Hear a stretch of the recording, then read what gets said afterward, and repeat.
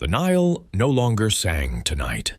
Once, its voice carried through the heart of Egypt, a liquid hymn to life itself. But now, under a hollow moon, its waters had shrunk into thin, silver veins crawling through cracked earth. The air smelled of dust and forgotten prayers. A fisherman's boat lay stranded on the dry riverbed, half buried like a relic. The oars rested against the sand, useless as the promises of long-dead kings. Along the banks, the reeds shivered without music. In their whisper was the echo of something ancient, the sound of a civilization realizing that its gods had gone silent. For 3,000 years, Egypt had measured time by the Nile's pulse. When it rose, the land bloomed. When it fell, famine crept like a shadow. The river was no mere waterway. It was the kingdom's heartbeat, the breath of Ra himself. Every harvest, every festival, every coronation had begun with an offering to the river. But on this night, no lamps were lit along its edge. The priests had ceased their chants. Even the crocodiles had vanished into the black.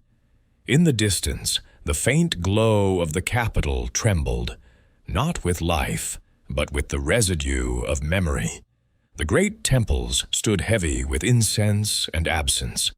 Sand had begun to swallow the carved faces of the gods. Once, the pharaoh's name was etched in gold upon the walls of Karnak. Now the letters had faded, half erased by wind and time. The silence felt alive. It crept through corridors, across statues, into the homes of farmers and scribes alike. Mothers hushed their children, not out of reverence, but because there was nothing left to say. It was as if nature itself were reclaiming what had been borrowed, withdrawing its blessing from a kingdom that had forgotten humility. Somewhere beyond the delta, the desert stirred. A faint tremor rippled across the dunes, like the last exhale of a sleeping god. The stars blinked coldly over the horizon, indifferent witnesses to the empire's slow surrender. And then came the wind, low, mournful, ancient. It carried with it fragments of song, pieces of the old hymns once sung to Isis and Osiris. They fluttered through the night, half remembered and broken, before dissolving into the stillness.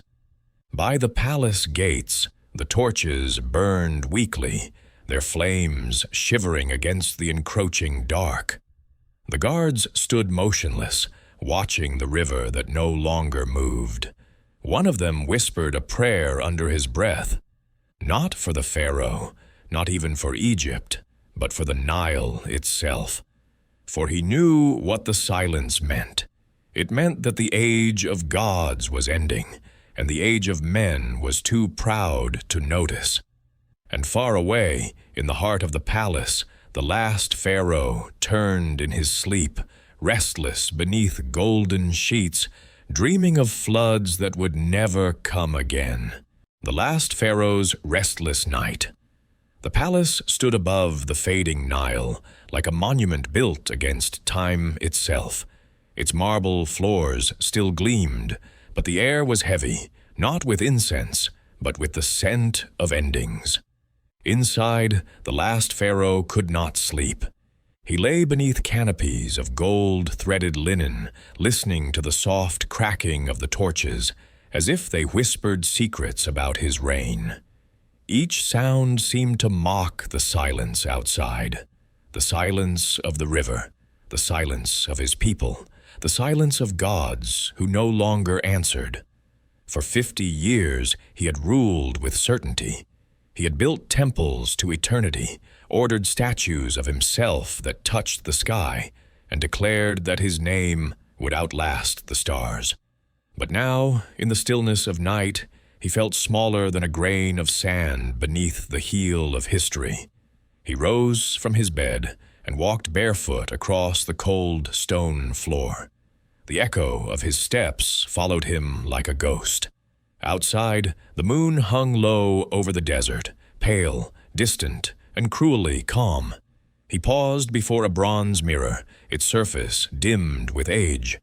Once he had seen the face of a god in that reflection. Now he saw only a tired man. The crown that once shimmered with divine authority seemed absurdly heavy in his trembling hands. In that moment, he thought of the gods he had served all his life, Amun, Ra, Isis, and wondered if they had ever truly listened. The priests had always said that the Pharaoh was the bridge between heaven and earth, but tonight, heaven felt like a locked door, and he was knocking in vain. He moved to the window overlooking the Nile's ghostly path. The river shimmered faintly in the moonlight, like a dying serpent dragging itself through the dust. He remembered the festivals of his youth, the drums, the flowers, the people chanting his name. All gone, all dissolved into time's unfeeling current. A single candle flickered beside him, its flame bent in the wind and then steadied, stubbornly alive. The Pharaoh watched it, mesmerized. Even the smallest fire resists the night, he murmured to himself. But the thought brought him no comfort. He knew that when his flame went out, there would be no successor strong enough to relight it. His sons were divided, his priests corrupt, his generals weary. The empire had not fallen yet. It had simply forgotten how to stand. As dawn approached, the Pharaoh returned to his bed, his body heavy with the weight of centuries. He closed his eyes and drifted toward uneasy dreams.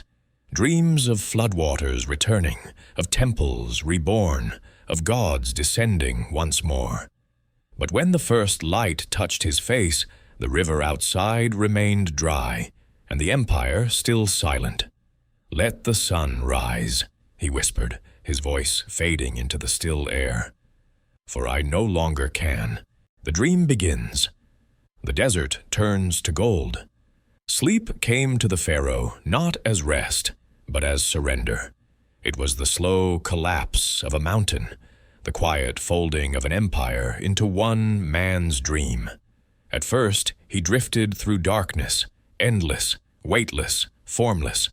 Then came the faint shimmer of sand beneath his feet, and the night unfolded into an ocean of gold. The desert had transformed. Every grain of sand gleamed like molten sunlight. The dunes rippled like living waves, and from their peaks rose towers of pure light, temples not built by human hands. The air shimmered with heat and eternity. He stood barefoot, dressed no longer in linen, but in light itself. His crown had returned, floating above his head like a halo of flame. For a moment, he felt divine. Again, the way he had always been told he was. From the horizon, the Nile appeared, not as water, but as a golden river of fire, carving its way through the heart of eternity. On its surface drifted boats made of crystal, each carrying a flame that whispered the names of kings. He heard the first name, Narmer, then Khufu, then Ramses. All the rulers before him, glowing, eternal, sailing toward the horizon where the gods dwelled. He tried to call out to them, but his voice dissolved into light. The more he spoke, the more his words melted, turning into gold, dust that scattered into the wind. A figure emerged from the brilliance, tall, faceless, robed in starlight. The Pharaoh knew at once who it was. "Ra," he breathed. The sun god stood before him, silent. No wrath, no welcome, only reflection, as if the deity were a mirror of the Pharaoh's own fading divinity. "Why have you abandoned your servant?" he asked. The god did not answer. Instead, the desert began to tremble. The golden dunes turned liquid, flowing like rivers of fire. The radiant temples cracked, their walls melting into molten light. The Pharaoh looked down, his hands were turning to gold, his body hardening, gleaming, beautiful, and dying. He tried to move, but his feet sank into the glowing sand. The same brilliance that once crowned him was now consuming him. He understood then. This was no blessing. It was revelation. "The gold I worshipped," he whispered, "was never eternal. It was decay wearing the mask of beauty." The figure of Ra lifted a single hand. The sky darkened. The golden light fractured into dust, carried away by the same desert wind that haunted his waking life. As the world dimmed, only one sound remained, the distant echo of water returning for a moment, as if the Nile itself sighed in pity. Then all turned black again, and in that darkness the Pharaoh fell, deeper than sleep, deeper than history, into the heart of his own silence. The voices of the past, the builders speak. He awoke still inside the dream, but the light was gone. The golden desert had cooled into gray stone. All around him, pillars rose into the dark, carved with scenes of kings and gods. But their faces were eroded, their names unspoken. The Pharaoh stood at the base of a half-built monument. The sound of chisels echoed faintly through the air. Tap, tap, tap, like a heartbeat returning from the dead. He turned and saw them. Hundreds of men, their bodies thin, their skin streaked with sweat and dust. They were the builders, the unseen hands that had carried his dreams into stone. Their eyes were neither angry nor afraid. They simply looked at him, the man they had served, the God they had been told to worship. "Who are you?" he asked. One of them raised his head. His face was lined like the river's banks. "We are the ones you promised eternity," the man said softly, "and we found it only in our graves." The Pharaoh felt the weight of his crown grow heavier. He tried to speak, but his throat burned with shame. "I built temples to honor the gods," he said. "No," the worker replied. "You built them to honor your fear of being forgotten." The chisels stopped. Silence. Then another voice, a woman's, faint but unwavering. "We carved your name into stone while our children starved. We sang your hymns while our bodies broke." Their words surrounded him like wind through hollow halls. Each syllable struck him deeper than a blade. He looked around. The monument he had believed eternal was incomplete, its foundation cracked. The carvings of gods wept sand instead of light. The air trembled with memory, the sound of labor, of breathing, of dying. "Why do you haunt me?" he whispered. "We do not haunt," one voice replied. "We remind. You built eternity upon our bones, but forgot that stone remembers." The Pharaoh fell to his knees. The dust clung to his hands. The same dust that had once been their sweat, their blood, their lives. Tears traced the lines of his face, carving through gold dust like rivers returning to the Nile. "Forgive me," he said, voice trembling. "Forgiveness is not ours to give," the chorus replied. "Only truth." The torches around him flickered, revealing murals of nameless faces. Their eyes seemed alive, not vengeful, but infinite, patient. As the dream deepened, their voices softened, blending into the hum of wind and water. "Empires fade," they whispered, "but the hands that built them live forever in the silence." The chisels resumed. Tap, tap, tap, steady as a heartbeat. But now it was not the sound of labor. It was remembrance. And as the Pharaoh closed his eyes, the sound became the rhythm of his own heart, building, for the first time, something real. The gods depart. Silence in the temple. The air grew colder. The chisels fell silent. The workers vanished like mist. The Pharaoh stood alone, surrounded by the unfinished monument, and beyond it, a vast temple rising from the dunes. He walked toward it, barefoot. Each step echoed louder than the last, until even the desert seemed to hold its breath. The temple doors stood open, though no wind moved them. Inside, the darkness glowed faintly, not with fire, but with memory. The great statues of the gods towered above him, Amun's gaze stern, Isis eternal, Ra crowned in flame. Once, their presence filled this chamber with music and incense, but now the air was thick with stillness. The oil lamps had long gone cold. He knelt before them, trembling. "I have seen the laborers who built your walls," he whispered. "I have heard their pain. Tell me, was this your will?" No answer came, only the faint sound of sand trickling from the ceiling, the slow erosion of divinity. He raised his eyes, and for a moment he thought he saw movement. Amun's hand twitched, Ra's flame flickered.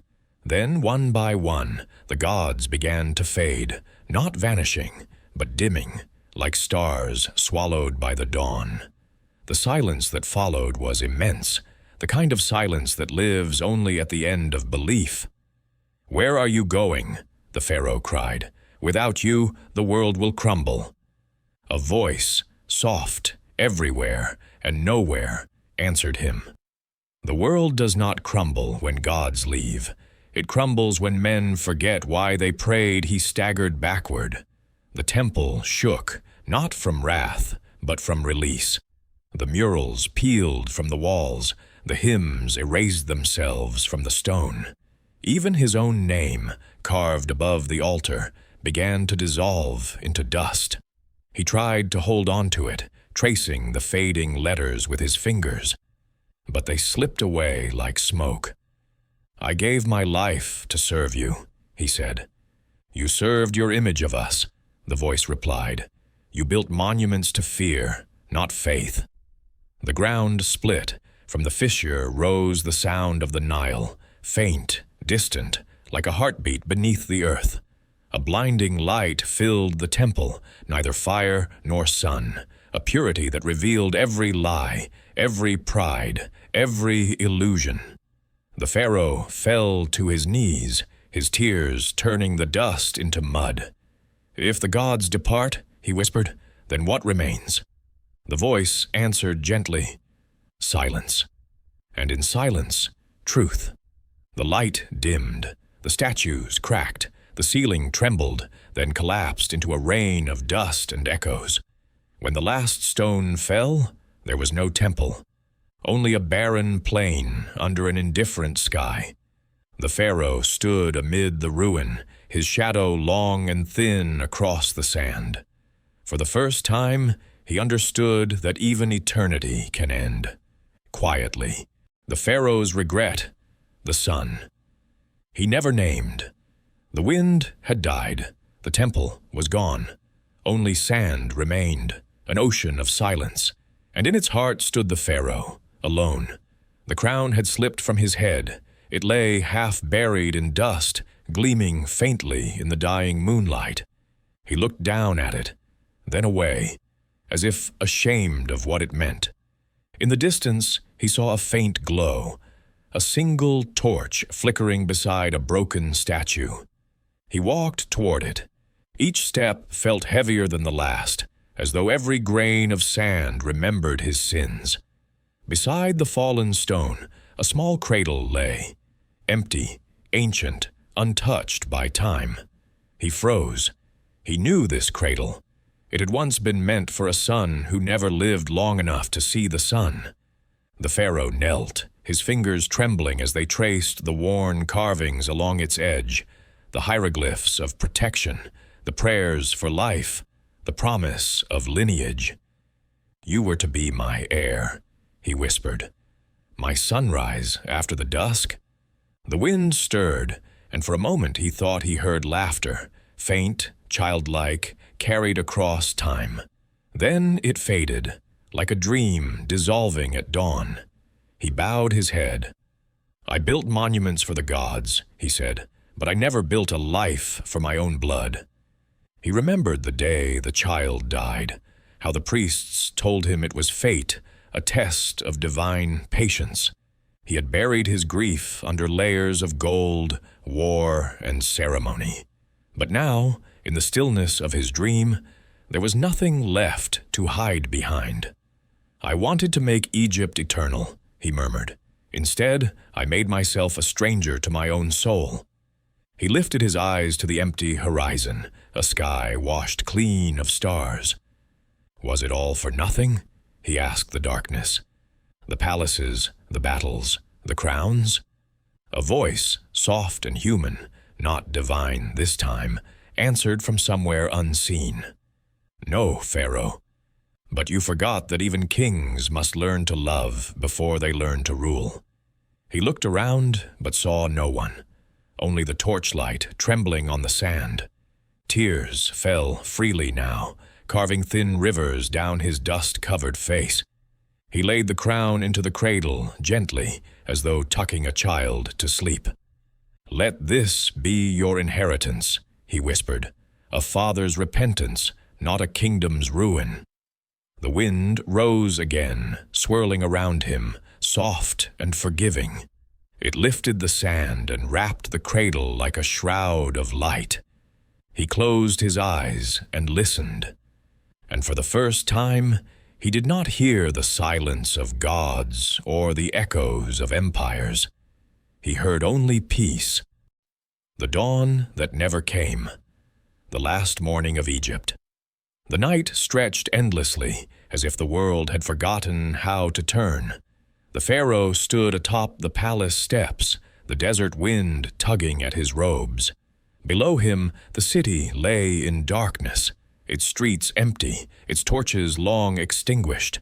The silence was vast, broken only by the faint rustle of sand against stone. Once, this place had shimmered with life, markets humming, temples roaring with hymns. Now, even the statues seemed to bow in mourning. He gazed toward the horizon. Where dawn should have been, there was only a pale line, hesitant, uncertain, like a breath that could not find its rhythm. "Rise," he whispered to the sun. "Rise, so that Egypt may remember itself." But the sky did not answer. Behind him, the palace walls cracked softly, their murals flaking like dried skin. The once bright paintings of harvest and glory faded into ghostly outlines.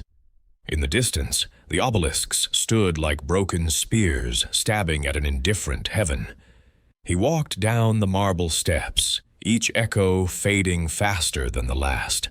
The scent of old incense lingered, faint, futile, like an echo of belief. By the edge of the dry Nile, he stopped. The riverbed glimmered under the moonlight, not with water, but with dust. Here, empires had been born. Here, he had been crowned. And now, here, the world came to rest. He knelt and pressed his hand into the earth. It was cold, cracked, lifeless. A grain of sand slipped between his fingers, the last measure of time. "If the sun will not rise," he said quietly, "then let me rise instead, not as a king, but as a memory." He closed his eyes. The air was still, thick with finality. He thought of the builders' voices, the gods' silence, the cradle he had left behind. Each memory folded into him like layers of sand burying a monument. Far across the horizon, thunder rumbled, deep, slow, ancient. But no rain followed, only the wind, carrying the scent of stone and endings. The Pharaoh lifted his face one last time. The faintest light shimmered at the edge of the sky. Not sunlight, but reflection, a ghost of morning. "Perhaps dawn," he whispered, "is not what comes after night, but what remains within it."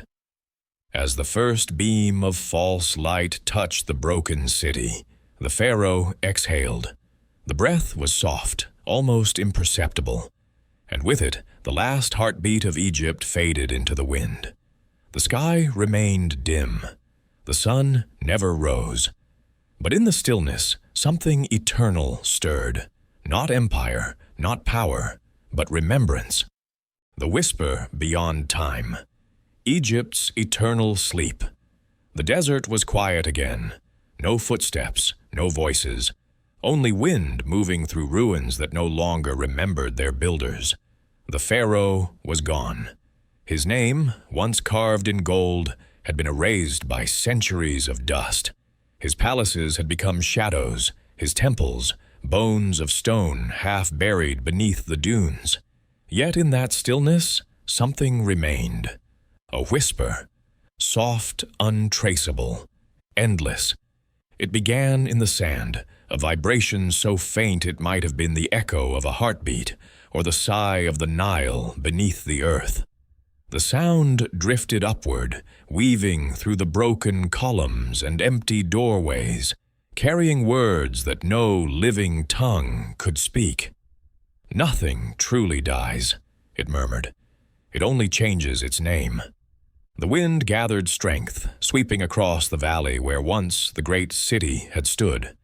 The dunes shifted, revealing fragments of statues, a hand, a crown, a face without eyes. For a moment, the moonlight made them appear alive again, as if Egypt itself were breathing in its sleep. Far below, the buried river stirred. A single drop of water rose to the surface, trembling like a tear. It reflected the stars, cold, infinite, eternal, and then vanished back into the sand. The whisper moved on, crossing centuries as easily as the wind crosses dunes. It touched the tents of wanderers, the pens of scribes, the hearts of dreamers who would one day wonder how empires fall. And to each it carried the same message. All that you build will fade, but the dream behind it will remain. Time passed, or perhaps it ended. The pyramids sank deeper into the earth. The gods found new names. The language of Egypt melted into the tongues of those who came after. But through it all, that whisper endured. The sound of history breathing beneath sleep. Some say, on certain nights when the desert is perfectly still, you can still hear it. The faint hum of the old empire, the lullaby of eternity. It does not mourn, it remembers. For Egypt did not vanish. It simply learned to rest. Its spirit lingers in the rhythm of the tides, in the curve of a crescent moon, in the quiet pride of every civilization that dares to dream itself immortal. And somewhere, beyond the veil of time, a voice, ageless, tender, speaks one final truth. Empires do not die. They sleep, waiting to be dreamt again.